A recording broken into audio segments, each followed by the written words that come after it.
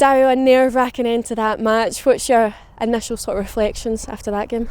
Look, pleased and very happy. I think for the group as well. We've had some tough results. Some that were where we played some good football and just didn't get the rewards. But I think today we had to show character twice, going down 1-0 to something that we spoke about. We practiced, so it's always a little bit harder.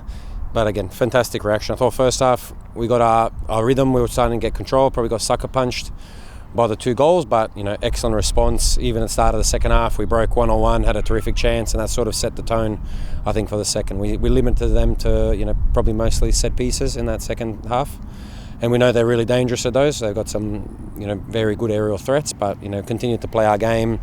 We were patient and then found the goal right at the end. What was the most pleasing aspect of today for you? I think we didn't panic. It felt, even though we had you can have every right to, you're chasing the result, you want to rectify things, you want to get back to winning ways. But even in the second half, we showed that calmness. Even first half, a calmness. Even when we went 1-0 down, we started to play, created all 3 goals were beautiful goals, stuff that we work on, that we practice. So it was really, really pleasing. But some stuff that we'll fix up, other stuff to be. That was really, really good. That we'll also keep working on, but sets us up for a good game following Monday against Arsenal. You mentioned obviously going down twice, but what does that say about the resilience of this squad to fight back and not give up?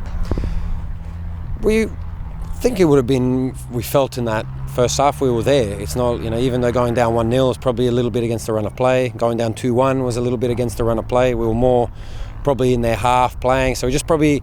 Structure-wise, we just got lost up a little bit, and we had to change from what they were doing. They conceded a little bit of territory, so we try to get our players into those spaces where we could hurt them. And then second half we were a lot more calmer. A few moments we probably rushed our decisions, made the wrong one, but majority of the time we were making the correct decisions. We had our patience. We kept searching for those moments, and we were able to exploit something that we were working on as well.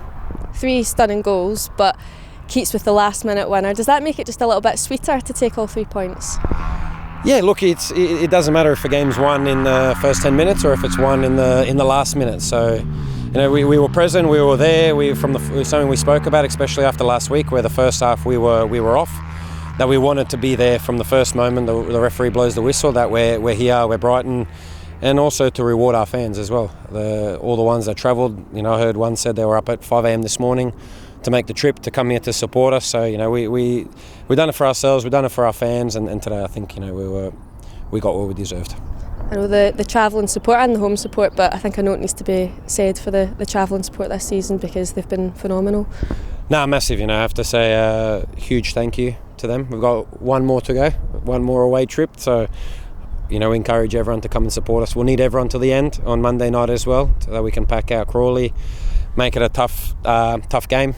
And we're very, very thankful. We appreciate the support. They were loud today. They were right behind us, and even though it was away, sort of had that home feeling because of they kept pushing. I think they could sense something special was coming, and it was nice to have a happy group that deserve this. The girls thoroughly deserve this, and nice to give the fans something to be happy about to go home as well. Keats, a nerve-wracking end to that game. What's your overriding emotion right now? Joy. Very, very happy we got the result today. I felt in the first half we started too slow, and then we had to come back every time, but to get the response was so important for us as a team, our mentality, the resilience. And in the second half we dominated. We didn't create clear-cut chances, which I feel like has been our theme throughout the season. We need to be able to, have something to the end product of our possession, because we absolutely battered Everton in the second half, and we just needed that final ball and it come in the final seconds of the game, which is the Brighton way right now.